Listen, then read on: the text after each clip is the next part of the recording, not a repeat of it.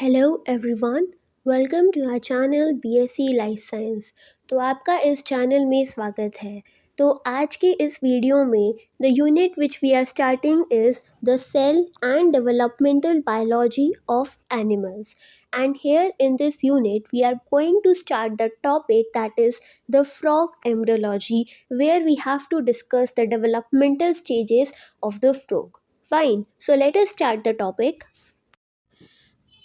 Embryology of frog. तो embryology क्या होता है?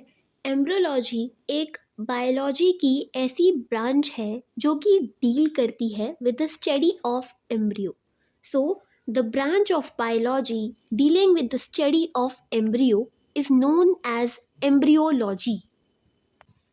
सो as we know that in the sexual reproduction में क्या होता है कि जब male gamete and female gamete आपस में एक दूसरे के साथ फ्यूज़ करते हैं तो it leads to the formation of the fertilised egg which is known as the zygote.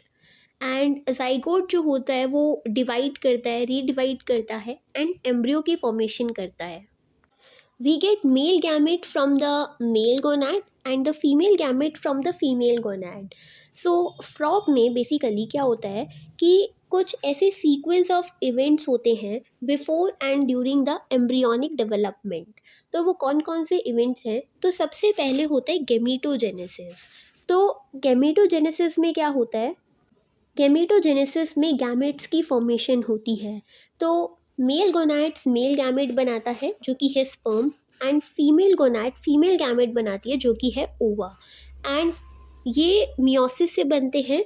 The sperms and ova are produced by respective gonads in males and females by meiosis.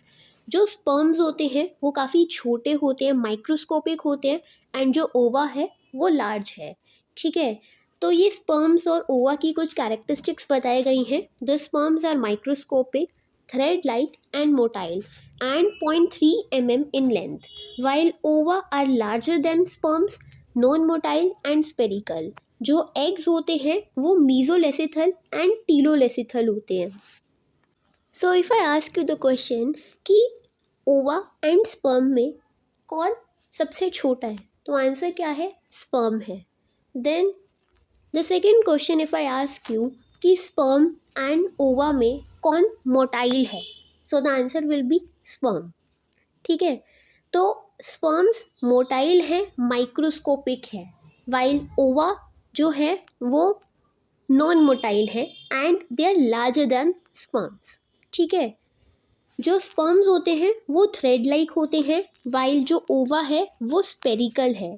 ठीक है, और इसके जो eggs होते हैं वो मीजोलेसिथल and टीलोलेसिथल होते हैं। तो ये आप देख सकते हो, इसमें एक मेल फ्रॉग है एंड एक फीमेल फ्रॉग है। जो फीमेल फ्रॉग है वो यूजुअली बड़ी है एंड मेल फ्रॉग यूजुअली छोटा है। देन नेक्स्ट जो इवेंट होता है वो होता है मेटिंग। मेटिंग में क्या होता है? जब ब्रीडिंग या फिर रेनी सीजन होता है तो उस वक्त जो मेल होता है वो उसकी जो क्रॉकिंग होती है वो अट्रैक्ट करती है फीमेल फ्रॉग को। तो जो फ्रॉग है वो कॉपुलेशन करते हैं वाटर में, जिसे हम बोलते हैं सीडो कॉपुलेशन या फिर by sexual embrace which is called as amplexus. ठीक है, तो मेल की क्रॉकिंग फीमेल फ्रॉग को अट्रैक्ट करती है एंड इन दोनों की कॉपुलेशन वाटर में होती है by a sexual embrace called as amplexus और सीडो कॉपुलेशन। जो मेल होता है it comes over the back of the female, like here you can see कि जो मेल है वो फीमेल की बैक पर आ जाता है।